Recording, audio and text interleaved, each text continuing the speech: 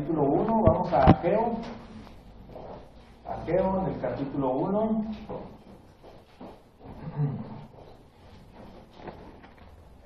Dice, yo en esta ocasión, hermanos, no voy a dar participación, así que no se pongan nerviosos. No voy a dar participación para tratar todo con, ¿verdad? Con el propósito de avanzar todo lo que se pueda, ¿verdad? Porque es mucha información, buena información, ¿verdad? Que nos deja una gran enseñanza. Dice ahí en el capítulo 1, versículo 3, dice: entonces vino palabra de Jehová por medio del profeta Ageo diciendo, versículo 4, es para vosotros tiempo, para vosotros de habitar en vuestras casas artesonadas, y esta casa está desierta. Viene, hermanos, el reproche para esta nación de que pues se estaban preocupando mucho por sus casas, ¿verdad? Tenían unas casas, hermanos, hermosas, según lo que dicen los comentaristas, ¿verdad? Y ellos estaban invirtiendo prácticamente todo, hermanos, lo que ellos tenían para tener unas casas hermosísimas, ¿verdad? Según las describen los comentaristas. Entonces, hermanos,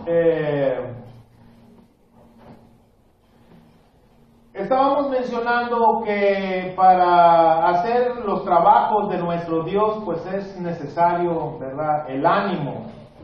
Pero ellos, hermanos, hablando de los judíos, pues desgraciadamente toda su atención estaba en las comodidades que ellos querían tener, ¿verdad? No sé si les suene algo, ¿verdad? Hoy en día, muchas veces, ¿verdad? Pues y eso lo vamos a estar viendo también, el caso de muchos, ¿verdad? En nuestros días, el estar ocupados, el estar interesados en tener cosas secundarias, ¿verdad? Lo más bonito, lo más cómodo, ¿verdad? Y nadie va a decir, hermanos, que esto sea pecado. Nadie va a decir que sea pecado, ¿verdad? Tener una casa bonita, adornada, puesto que la misma palabra de Dios, ¿verdad?, enseña a las mujeres a que sean cuidadosas de sus casas, ¿verdad? Y cosas así, ¿no? Podemos comentar. El Señor no está en contra de que tengamos una casa bonita, pero sí está en contra que sea nuestra prioridad. De lo que está en contra y está enojado el Señor, ¿verdad?, con muchos, es que le demos más importancia a las cosas seculares que a las cosas espirituales. Ese es el problema, hermano. Y justamente era lo que estaba sucediendo con los judíos, de que ellos ocuparon, de que ellos invirtieron no solamente su tiempo, pero invirtieron su dinero, invirtieron prácticamente todo lo que tenían. Y una forma de decir qué tan hermosas no serían las casas, miren nada más la palabra que utiliza, ¿verdad?, para describirlas. Dice el versículo 4, es para vosotros tiempo, para vosotros de habitar en vuestras casas artesonadas, ¿verdad? Porque no era nada más, ¿verdad?, que aunque vivieran humildemente y cosas así, por la atención, ¿verdad?, de darles a la casita, al cuartito, a los 2 cuartitos, ¿verdad? No era eso, hermanos, ¿verdad? Sino más bien que ellos tan ocupados en atender sus propias casas particulares y estaban descuidando la casa de Dios. Ese era el problema, hermanos, de ellos, ¿sí? Entonces, los judíos estaban sumidos, hermanos, en sus propios asuntos, fíjense bien, y no estaban dispuestos a colocar a Dios en primer lugar, ¿sí?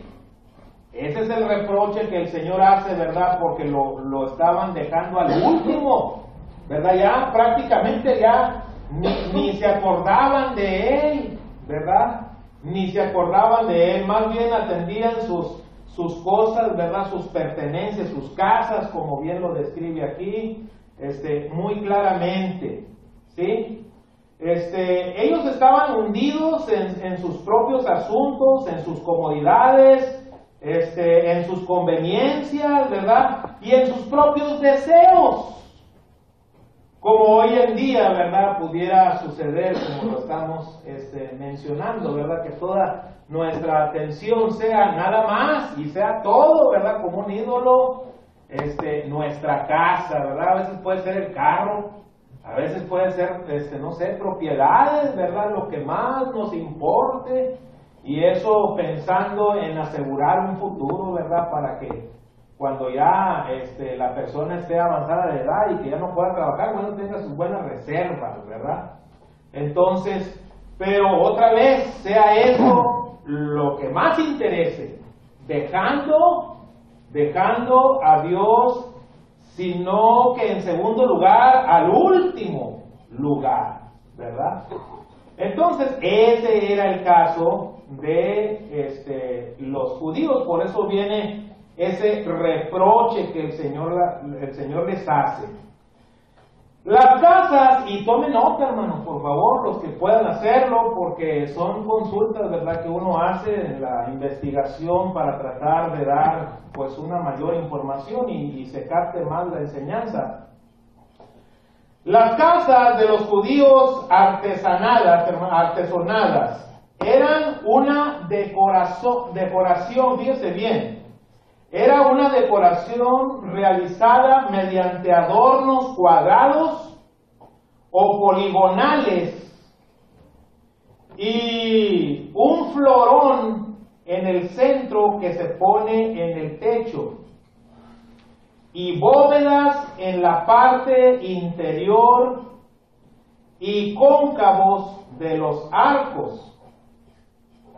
Este florón, hermanos, dicen los comentaristas, que es un adorno hecho a modo de flor muy grande, que es utilizado en pintura y arquitectura. Las casas de los judíos eran de cedro por dentro, hermanos, como el templo de Salomón. Imagínense qué hermoso no sería, hermanos, el ver esas enormes casas por dentro, ¿verdad? De pura madera, hermanos.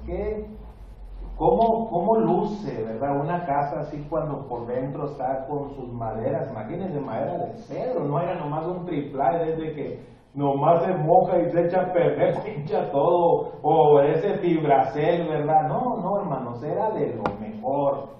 De lo mejor, por eso estamos mencionando, los comentaristas, ¿verdad?, investigando, dicen que pues ellos no tenían, ¿verdad?, cualquier casita por ahí, así humilde o sencilla, para nada, hermanos, ¿verdad?, para nada. Entonces, eran no solamente, grandes, pero aparte de ser grandes, eran muy adornadas, era algo hermosísimo, hermanos.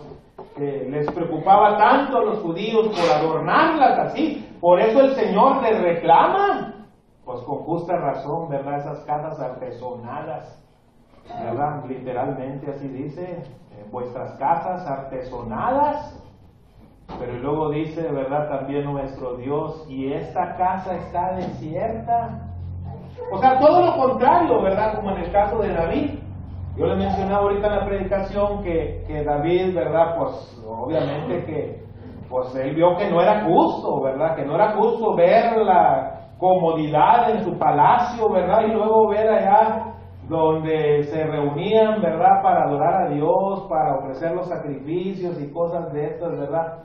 Entonces, pues el tabernáculo, ¿verdad? Ya sabemos, todos los que hemos estudiado, aunque sea un poco, de lo que era el tabernáculo, ¿verdad? Que pues era una tienda de campaña, que era, ¿verdad?, como un circo quitado aquí, luego lo ponían en otra parte, en otro lugar, lo desarmaban, lo armaban en otro lugar, como lo que conocemos hoy en día como un circo, ¿verdad?, con su tienda y cosas así. Entonces, esto era algo que definitivamente indignaba al rey David, hermanos, de que cómo era posible, ¿verdad?, que ahí en este lugar tan humilde y tan sencillo, ¿verdad?, se estuviera adorando a Dios. Y por eso ese proyecto de hacerle casa a Jehová, ¿verdad? Entonces, se realizó y todo, bueno, ya según la historia sabemos pues que fue todo destruido, ¿verdad? Por Nabucodonosor, y luego, si uno estudia, nos damos cuenta que saquearon todo Jerusalén, hermano. Ellos cargaron con todo lo que había en el templo, y recordemos, hermanos, lo que mencionaba al principio, que eran toneladas y toneladas de oro puro, hermanos. Nada más de oro, ¿verdad?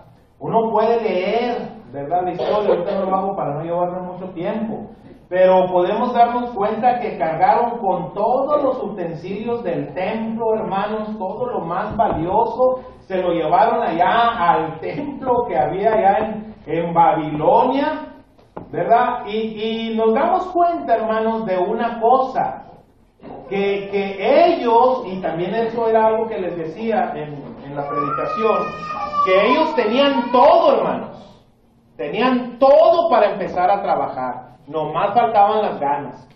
Yo me acuerdo aquel programa de solidaridad, ¿se acuerdan, hermanos? De cómo el gobierno ayudó en el gobierno de Salinas de Gortari, ¿verdad? Ese programa de solidaridad, de cómo el gobierno ponía el material y la gente la mano de obra. Me acuerdo cuando éramos miembros ahí en la industrial, ¿verdad?, que nos tocó andar vaciando los cuadros, ¿verdad?, de concreto ahí en la calle, y nos dieron todo el material, ¿verdad?, y pues se hizo todo el trabajo, ¿verdad? Entonces, los judíos tenían todo el material, tenían todo, hermanos, pero no se ponían a trabajar. No hacían nada, hermanos, por ponerse a trabajar, teniendo todo el material, hermanos. Qué triste es, ¿verdad?, cuando algún hijo de nosotros, ¿verdad?, tenga el dinero, tenga materiales y todo, y nomás porque no quiere trabajar no hace nada, ¿verdad? Bueno, ese era el caso de los judíos. Y si uno va a Esdras, allá en Esdras, hermanos, vamos a ver, por favor, en Esdras, vamos a buscar el capítulo 5. Vamos a ver qué nos dice ahí, hermanos, porque estamos diciendo que ellos tuvieron la oportunidad de que teniendo el material y todo, hermanos, no hicieron nada por 16 años. Mire, dice el capítulo 5, y yo no sé si usted haya checado este dato, pero dice ahí en el capítulo 5, desde el versículo 13, solo voy a pedir a algún hermano que me ayude a leer, por favor, ahí en el versículo 13 en adelante.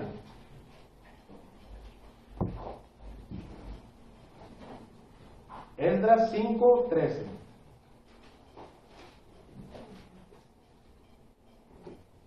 ¿Algún hermano que nos lea, por favor?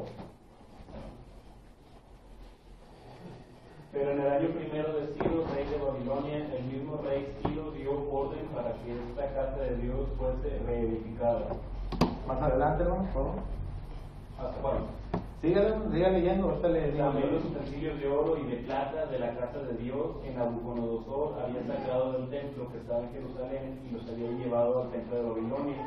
El rey Ciro los sacó del templo de Babilonia y fueron entregados a Sesbazar, a quien había puesto por gobernador, y le dijo: toma estos utensilios, ve y llévalos al templo que está en Jerusalén, y sea reedificada la casa de Dios en su lugar. Entonces Sesbazar vino y puso los cimientos de la casa de Dios, la cual está en Jerusalén, y desde entonces hasta ahora se edifica y ahora está demolida. Hasta ahí, hermano. Ahí se nos dice, hermanos, que tuvieron la oportunidad los judíos de nuevamente, yo no sé si en su totalidad, no creo, se me hace un tanto difícil, ¿verdad?, de que hayan recuperado todo lo que había sido saqueado cuando fue desolada, hermanos, Jerusalén, ¿verdad? Cuando fueron llevados cautivos los judíos, ¿verdad?, a Babilonia por aquellos 70 años. Yo les mencionaba, hermanos, también en la predicación, de que ellos no estaban en la misma condición cuando estaban en Egipto. En Egipto de plano no tenían, pues más que si acaso la comida, ¿verdad? Y a lo mejor hasta mal hecha la comida, no sé, ¿verdad? Pero cuando fueron cautivos, ¿verdad? Que fueron llevados cautivos a Babilonia, no, aunque estaban desterrados, ¿verdad? Esto del exilio, ¿sí? No estaban en las mismas condiciones deplorables que cuando estaban en Egipto, hermanos. Ahí tuvieron ya privilegios. Mire, pues qué privilegio más querían ellos que todavía les regresaran lo que se habían robado. Que les dieran la oportunidad, hermanos, una vez más. Que por el mismo rey, ¿verdad? Como se dice aquí, tuvieran la oportunidad de llevarse una vez más lo que se habían traído de Jerusalén una vez. Pues les dieron la oportunidad, hermanos. Aquí dice que les entregaron todo lo concerniente, ¿verdad?, a lo del templo. Entonces, hermanos, como vemos, el problema no era los materiales. Porque tuvieron la oportunidad, tuvieron los medios, ¿verdad?, para hacer el templo nuevamente, hermanos, pero lo dejaron al olvido. Mejor, mire, estaban ellos muy interesados en dejar sus casas hermosas. Y ahí está el reproche de parte de Dios. Muy hermosas casas tienen, pero la mía está abandonada. La mía no tiene nada, está desolada. ¿Sí? Entonces, eso pues hizo enojar muchísimo, hermanos, a nuestro Dios. Les decía yo al final de la lección de hace un momento, ¿de dónde salió el dinero? Para ellos, para que ellos tuvieran estas casas tan hermosas. Pero sigamos con la investigación, hermanos, para los datos. Los judíos estuvieron en Babilonia, como ya les menciono, no como esclavos como cuando sucedió en Egipto. Muchos de los judíos, por no estar en su país, y a pesar de su lamento, aprendieron bien, fíjese bien, ciencia y el arte del comercio. Se adaptaron a la vida de Babilonia, hermanos, fíjese bien, pero se olvidaron de lo principal, que era hacerle casa a Jehová. Ellos ya podían trabajar, hermanos, para Dios, pero no lo hicieron. Hablando de los trabajos de la iglesia, hermanos, hay mucho que hacer. No seamos ingratos, hermanos, en dejarle el trabajo a unos cuantos. El trabajo que los judíos tenían que hacer, hermanos, era toda la nación. No era nada más estos tres personajes de los que menciona, ¿verdad?, la palabra de Dios, hablando de Josué, hablando de Ageo y hablando de Zorobabel, ¿verdad? Entonces no tenía la responsabilidad nada más, o no caía la responsabilidad en estos hombres, sino que en toda la nación.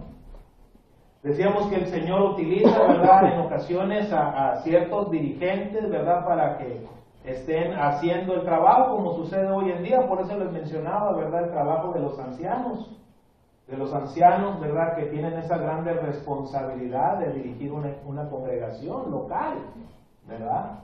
Entonces, hermanos, pues cuando hablamos de los trabajos, hablamos de la importancia que tiene de que se lleven a cabo, hermanos. Nosotros debemos de involucrarnos en hacer las actividades de la iglesia, hermanos. Por ejemplo, de visitar hermanos afligidos, hermanos que tienen sus problemas. Muchas de las veces, porque no los visitamos, pues no sabemos ni siquiera que a lo mejor pudieron haber estado en la cárcel, hermanos. Muchas de las veces, por no ni siquiera tomarnos el tiempo de una llamada, ¿verdad?, para hablarle a la hermana, para hablarle al hermano, no nos damos cuenta que posiblemente pudo haber estado muy grave cierto hermano o cierta hermana. Entonces, hermanos, cuando no se hace, por lo regular es porque estamos muy ocupados, muy distraídos en las cosas secundarias, ¿verdad?, que era el caso de los judíos. Y cuando uno va acá, hermanos, a Santiago, por favor, Ahí se da uno cuenta de un gran deber que tenemos como cristianos, como familia que somos en Cristo, como familia que somos en la fe. Dice el capítulo 5, versículo 13, ¿algún hermano que nos lea por favor aquí? ¿Está alguno entre vosotros afligido? Haga oración. ¿Está alguno alegre? Cante alabanza. Bien, dice, si está alguno enfermo entre vosotros, llame a los ancianos de la iglesia y oren por él, ungiéndole con aceite en el nombre del Señor Jesús, y la oración de fe salvará al enfermo, y el Señor lo levantará, y si hubiere cometido pecado le serán perdonados, y sigue diciendo, ¿verdad?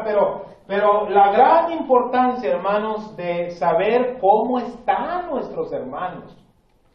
Cuando uno ve allá en el libro de los Hechos, de cómo los apóstoles, hermanos, visitaron otras ciudades, fueron a visitarlos, y lo dice, para saber o para ver cómo estaban los hermanos. Si había alguna necesidad, bueno, para ayudarles.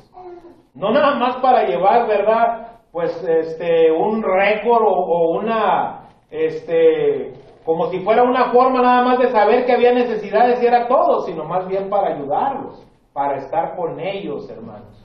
Yo les decía del apóstol Pablo, los hermanos de Roma, cuando les escribe, les dice, he querido muchas veces estar con ustedes, pero pues varias veces he sido estorbado por Satanás, ¿verdad? Una de las cosas que menciona el apóstol Pablo también en la segunda carta a los Corintios, en el capítulo 11, donde habla de todos los peligros que él vivió, peligros aquí, peligros allá, ¿verdad?, de los judíos, y que he sido asaltado, he sido apedreado, he sido azotado, peligros en los caminos, dice, entre falsos hermanos. Pero una cosa menciona al final el apóstol Pablo, y esto era la preocupación por las iglesias. Yo me quiero imaginar, hermanos, la situación del apóstol Pablo, de tantos hermanos recién convertidos cuando iban predicando el evangelio, que cómo hubieran querido, hermanos, estar cada sábado, cada domingo, cada que tuvieran la oportunidad, hermanos, pero entre más pronto mejor. Por eso ellos andaban confirmando las iglesias, ¿verdad?, para saber de su fe, para saber si seguían perseverando los hermanos.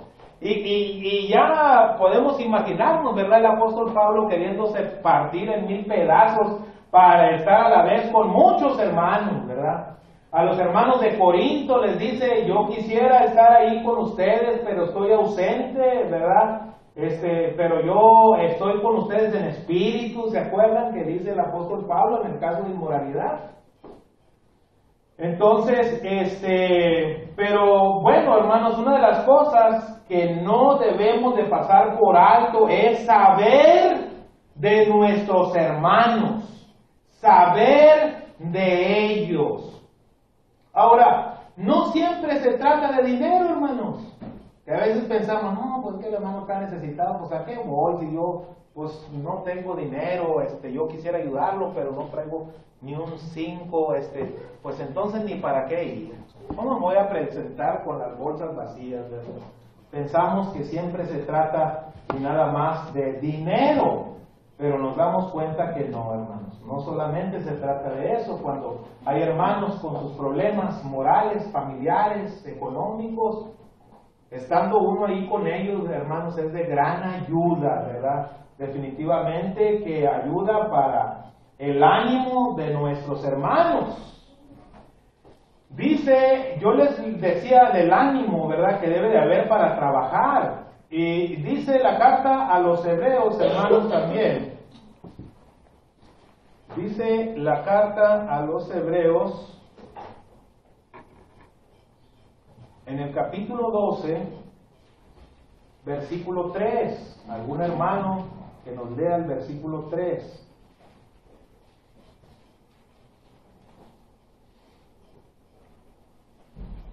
Considerad a aquel que sufrió tal contradicción de pecadores contra sí mismo, para que vuestro ánimo no se canse hasta desmayar.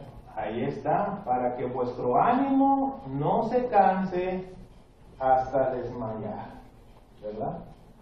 Y luego, esto de visitar a los enfermos, hermanos, también, ¿verdad? ¿Cómo es necesario? Yo, ahora que tuvimos el caso, que estamos teniendo el caso de mi esposa, hermanos, y yo les agradecí al principio, que estoy muy agradecido con Dios primeramente, pero también estamos muy agradecidos con ustedes, hermanos, que nos incluyen en sus oraciones, a la visita de algunos hermanos también, ¿verdad?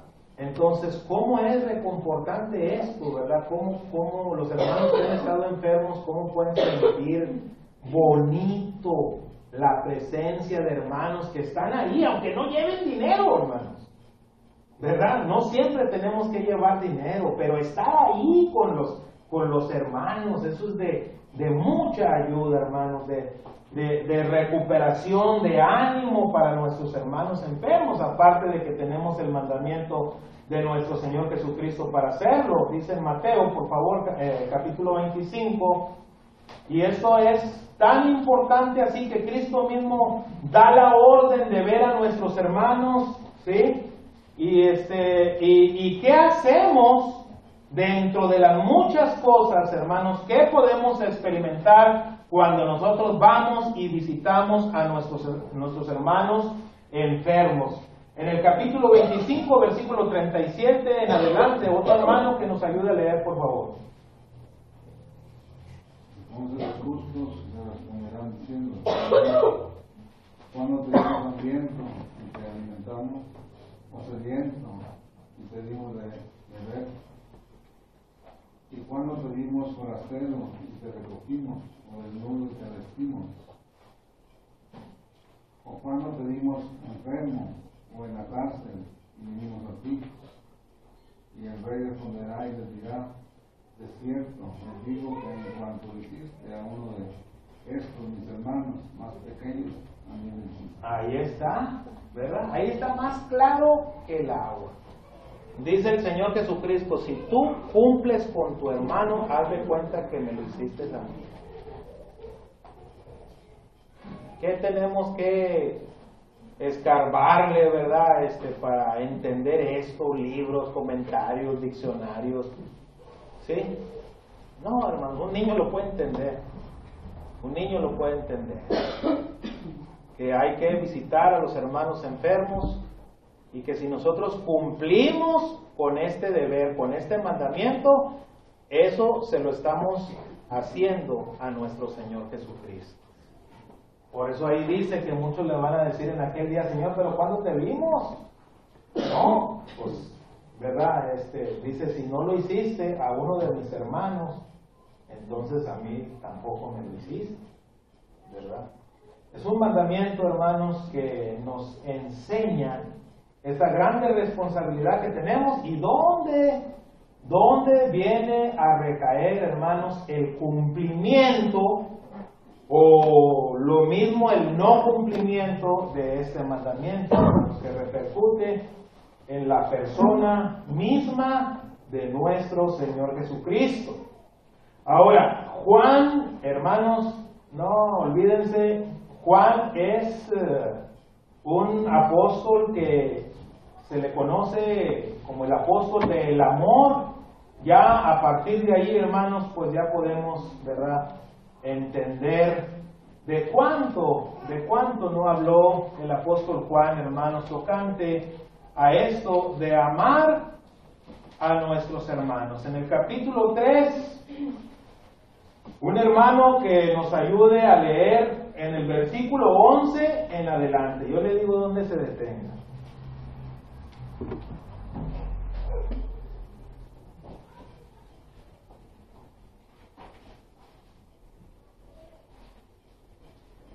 Bueno, dice: porque ese es el mensaje que habéis oído desde el principio, que nos amemos unos a otros, no como Caín, que era del maligno y mató a su hermano.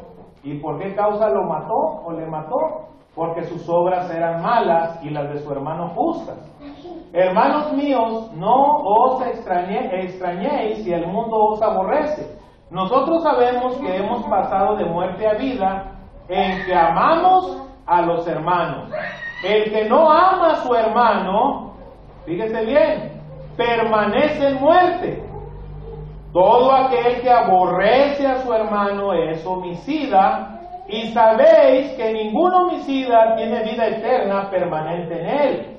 En eso hemos conocido el amor, en que Él puso su vida por nosotros, también nosotros debemos poner nuestras vidas por los hermanos. Y luego fíjese bien cómo dice, póngale atención. Pero el que tiene bienes de este mundo y ve a su hermano tener necesidad y cierra contra él su corazón, ¿cómo mora el amor de Dios en él? Hijitos míos, no amemos de palabra ni de lengua, sino de hecho y en verdad. ¿Quién no puede entender estos textos? Que levante la mano.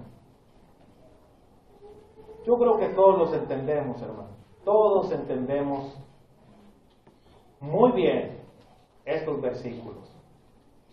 Y luego hay un caso de necesidad y no se le ayuda a la hermana, al hermano. Es que el hermano no dice, hermano, el hermano no habla, y el que no habla, pues Dios no lo oye, ¿verdad? Pero ¿qué está diciendo ahí? El que ve a su hermano, ¿qué te esperas que diga? ¿Qué te esperas que grite, que esté entre la vida y la muerte? Si uno los ve, hermanos, ¿a qué esperar que digan, hermanos? Muchas de las veces por la pena y todo, hermanos, los hermanos no dicen, no hablan. ¿Será porque falte conocimiento, esa falta de confianza, verdad, entre los hermanos? Pero dice, si ves a tu hermano, tenemos que esperar que diga, hermanos, que nos cite a los varones esa hermana necesitada, ese hermano. Tenemos que esperar a que ella diga su necesidad. Pues eso no es lo que dice aquí. Aquí dice que si uno los ve, que si uno se dio cuenta de ese hermano necesitado, hay que ayudarlo. Hay que ayudarlo. Pero eso se pierde cuando cada uno de nosotros pasamos los años buscando nuestros propios intereses. Mientras yo tenga, aunque los demás no tengan, lo siento mucho. Yo por eso trabajé, yo por eso me esforcé, por eso yo tengo lo mío. ¿Qué dice aquí, hermanos? Pero el que tiene bienes de este mundo y ve a su hermano tener necesidad y cierra contra él su corazón, ¿cómo mora el amor de Dios en él? Y es muy fácil entenderlo, hermanos. Pero otra cosa es hacerlo. Del dicho al hecho hay mucho trecho, ¿verdad? Por eso dicen los dichos por ahí, dicen bien. Una cosa es decir que amamos a los hermanos, pero otra cosa es demostrárselos. Una cosa es decir amar a Dios, pero otra cosa es demostrárselo. Una cosa es decir como esposos que amamos a la esposa, pero otra cosa es demostrárselos. ¿A qué esposa le gusta que le digan que la aman? Nomás así, nomás que le digan que la aman, pero que no se lo demuestre. Levante la mano la hermana que le guste esto. A nadie, ¿verdad? Ninguna hermana. Yo le digo a mi esposa que la amo. ¡Ah, sí! ¡Qué bueno! Demuéstramelo. Porque el amor es demostrativo, ¿o no? Claro, hermanos. Entonces, ¿cómo decimos amar a nuestros hermanos? Los vemos que tienen necesidad y nos hacemos que no los vimos. Hermano, pero es que la hermana está muy necesitada. O sea, es que la hermana no habla, no dice, pues ¿cómo vamos a saber? Aquí dice que si la vemos, que si los vemos a los hermanos tener necesidad, no hay que esperar que el hermano necesitado lo exprese. Si lo vemos, lo vemos. Ahora, yo les decía, hermanos, que la mejor inversión es la que hacemos para Dios. Y si nosotros ayudamos a los hermanos, ayudamos al necesitado, dice un pasaje en el Antiguo Testamento, a Jehová presta al que da al pobre, y él se lo volverá otra vez. Entonces, eso quiere decir que uno no debe de ayudar a los hermanos porque nos van a regresar el favor. Ese es otro detalle, hermano. Yo ayudo al hermano Nicolás, pero porque yo sé que él me va a regresar el favor. Sí, ¿verdad? Porque de eso se trata, dice mucha gente. Yo ayudo al que me ayuda, porque pues, sí, ahorita eres tú, yo te ayudo, y cuando sea yo, tú me vas a ayudar a mí. No, hermano, eso no es bíblico. Eso no es bueno. Dice el Señor Jesús a los judíos, dice, eso hacen los gentiles. ¿Qué mérito tiene de que tú ayudes al que te ayuda? No, dice el Señor, ayuda del que no vas a recibir nada. Ese sí es mérito, que ayudes a alguien que sabes bien que no te va a regresar el favor. Porque uno no debe de esperar de los hermanos que los hermanos le regresen a uno el favor. A Jehová presta el que da al pobre, dice, y él se lo volverá. Así que ayudemos a los hermanos, no porque vamos a recibir después de ellos algo, sino más bien porque lo vamos a recibir de Dios. Y Él hará sobreabundar las cosas que son necesarias, hermanos.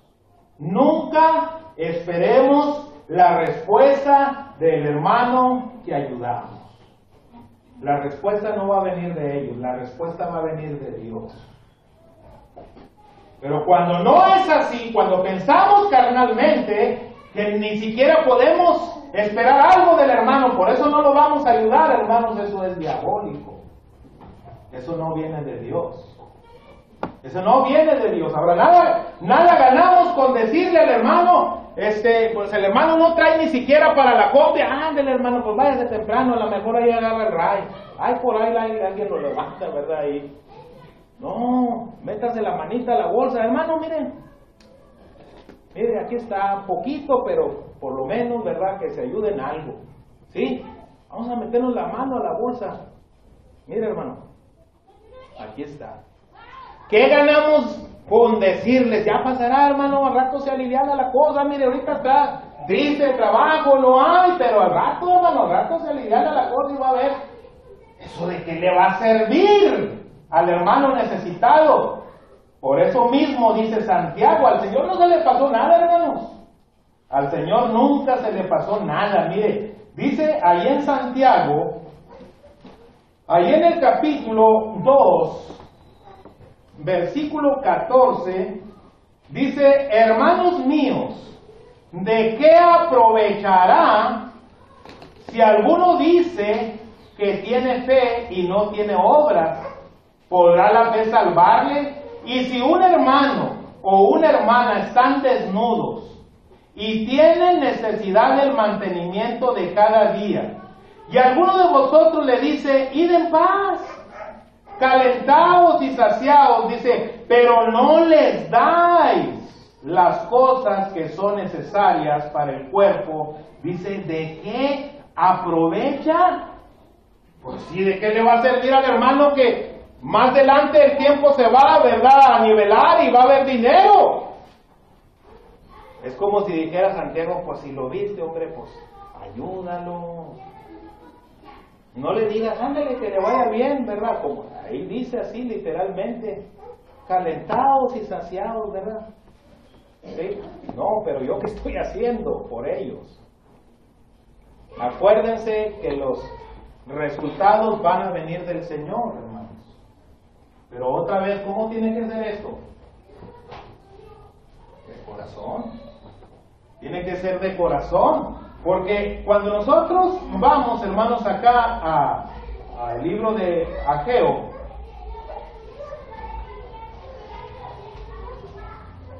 nos damos cuenta, hermanos, de lo importante, pues, que es de servir al Señor de corazón. Que uno debe de meditar en su corazón, hermanos, cómo está haciendo uno las cosas. Con los judíos, pues el Señor, ¿verdad?, haciéndoles la advertencia, diciéndoles acerca de las cosas que ellos tenían que hacer, pero ellos tenían que primeramente, hermanos, considerar lo que había en su corazón. Por eso, con justa razón, hermanos, el Señor dice que sobre toda cosa guardada, guardemos nuestro corazón, porque de él mana la vida. ¿Verdad que sí? Luego también de la abundancia del corazón habla la boca.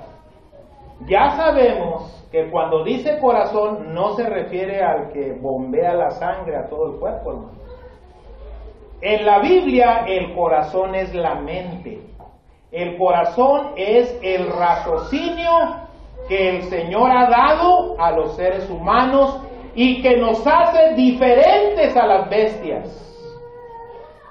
El Señor apela a que las cosas se deben de hacer así, de corazón, de buena gana. Queremos un lugar allá en los cielos, hermanos, tenemos que hacer la voluntad de Dios así, de todo corazón. Nadie debemos de estar aquí reunidos a la fuerza, hermanos. Y tristemente esto es algo que los padres muchas de las veces hemos olvidado con los hijos. A los hijos hay que enseñarles por qué tienen que estar aquí. No hay peor cosa que como padres, hermanos, les estemos obligando a hacer algo, hermanos, nada más para que lo hagan. Ellos deben de entender por qué tienen que estar aquí. Otra vez en la tarde, papi, ya fuimos en la mañana. Ellos tienen que entender por qué hay que estar aquí. El problema es que muchas de las veces descuidamos nuestro deber como padres también. Eso fue lo mismo que sucedió con los judíos. Dice la palabra de Dios, el Señor mismo, reprochándoles, les dice, hermanos, están engendrando hijos extraños. No me conocen, no saben quién soy yo. Dice, han prevaricado contra mí, están engendrando hijos extraños. Así lo dice el Señor. Y lo dice, hermanos, porque estamos descuidando mucho el trabajo como padres. Por eso los hijos no quieren nada con Dios. Se aburren, dice un hermano. Yo no sé por qué mi hijo se aburre en la iglesia. ¿Cómo que se aburre? ¿Verdad? ¿Cómo tener ese tipo de pensamientos, hermanos?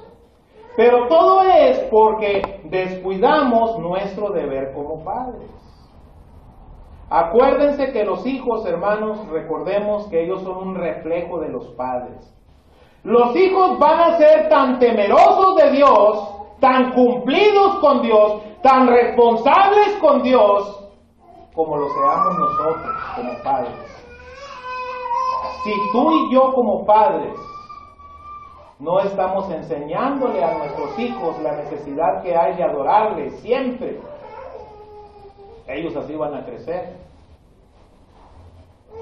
Oye, papi, siempre tenemos que ir a las reuniones de la iglesia. No, mijo, no siempre se puede. Y ellos crecen así, pensando que no siempre se va a poder adorar a Dios, hermanos.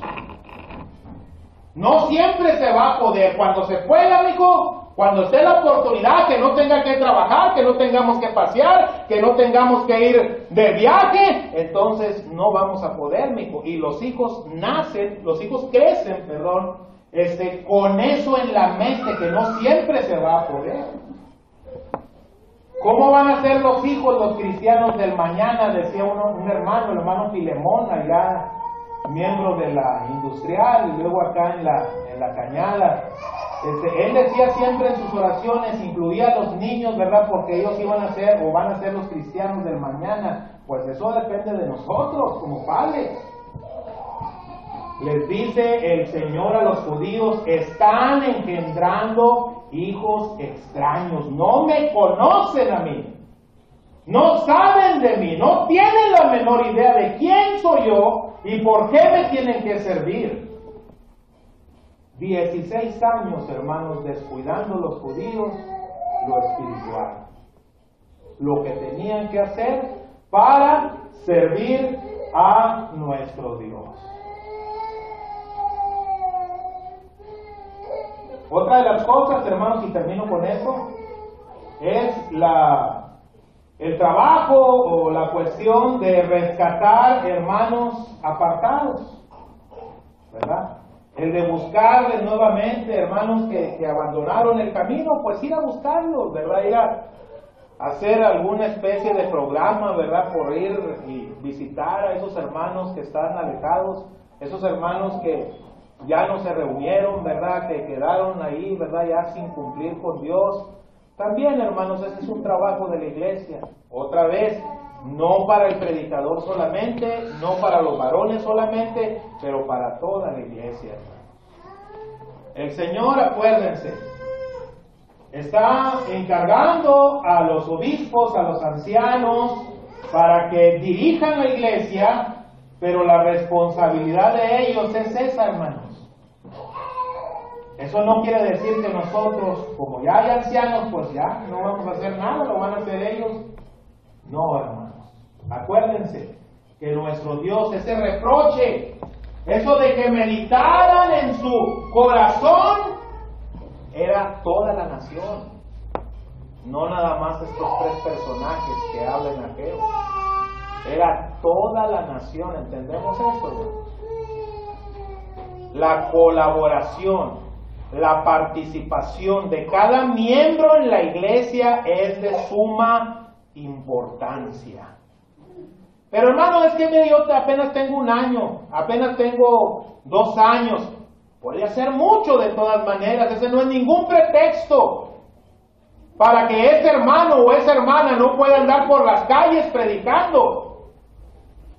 No es ningún pretexto que tenga 1 mes o 2 meses. Pero ¿cómo le voy a hacer, hermano? Pues si yo me acabo de bautizar, pues lo que aprendiste, eso enséñaselo a otro. Lo mismo que te enseñaron a ti para que vinieras a la obediencia, para que conocieras la iglesia de Cristo, tú mismo enséñaselo a otro. Así que no hay pretexto, hermanos, para no trabajar. Acuérdense que el tema está presentándose para que aprendamos a que siempre tenemos que estar activos. Siempre tenemos que estar trabajando, hermanos. Ahora, no estemos esperando a que el tiempo se nos dé, o que se nos dé la oportunidad, hermanos. Dice el apóstol Pablo a Timoteo, hablando de la predicación, dice que predique la palabra, que instes a tiempo y fuera de tiempo. A veces nosotros predicamos porque, bueno, pues hubo un fallecido, ¿verdad? Pues ahí vamos y predicamos, aprovechamos el momento. Buscamos la oportunidad, ¿verdad? Pero muchas veces también tenemos que crear la necesidad. Que instes a tiempo y fuera de tiempo, como si le estuviera diciendo, cuando se te presente la oportunidad de predicar, hazlo, pero aunque no se te presente, tú créala. Tú mismo haz lo necesario eso de predicar el Evangelio. No estés esperando a que la oportunidad, que el momento se presente. Entonces, hermanos, como vemos, hay mucho trabajo, hermanos, en la iglesia. Hay que involucrarnos. Hermano, ¿yo qué puedo servir? ¿En qué les puedo ayudar? Pues hay que hacer folletos, pues hacer los folletos. Y que hay que hacer unas invitaciones para la serie, bueno, hay que hacer el formato y hay que sacar invitaciones y hay que repartir las invitaciones. Pero necesitamos sentirnos útiles en la iglesia. Todos somos indispensables, hermanos, en la iglesia. No es como dice Juan Gabriel, que en este mundo nadie es indispensable. No, en la iglesia todos somos indispensables. Yo agradezco, hermano, la atención de cada uno de ustedes, este favor de su atención. Gracias una vez más, hermanos, a la atención a la palabra de nuestro Dios. Yo espero de todo corazón que esto les sirva. Es una iglesia grande de muchos años también, hermanos. Ha habido nuevos hermanos en Cristo, ¿verdad? Pero hay que seguir trabajando y eso es en todas las iglesias, hermanos. Dios les bendiga. ¿Hay una oración, hermano? ¿Sí, no? Ok, dejo lugar a nuestro hermano que corresponde. Gracias.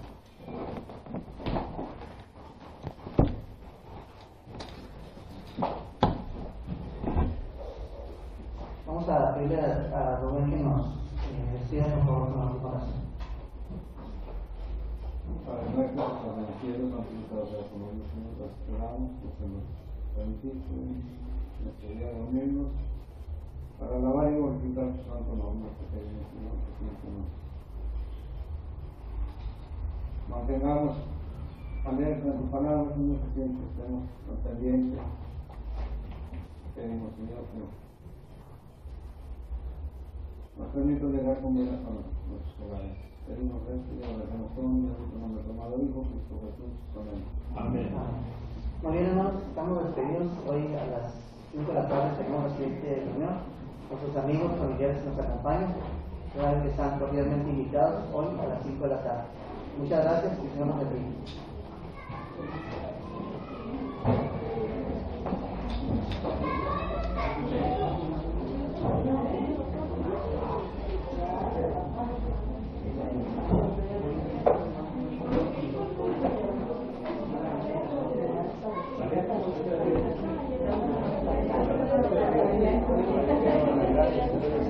Bueno, Dios bendiga, Dios bendiga, hermano. ¿Cómo están? Me fueron por el chile, hermano. Se la dieron. Se la dieron. Hermana, Dios bendiga. Yo también nuevamente. Oiga, hermano, ¿me puede hacer un favor? ¿Sí? ¿Se puede llevar a bici a la casa? ¿Ah, sí? Yo voy a ir ahí, con casa. Ok, gracias. Sí.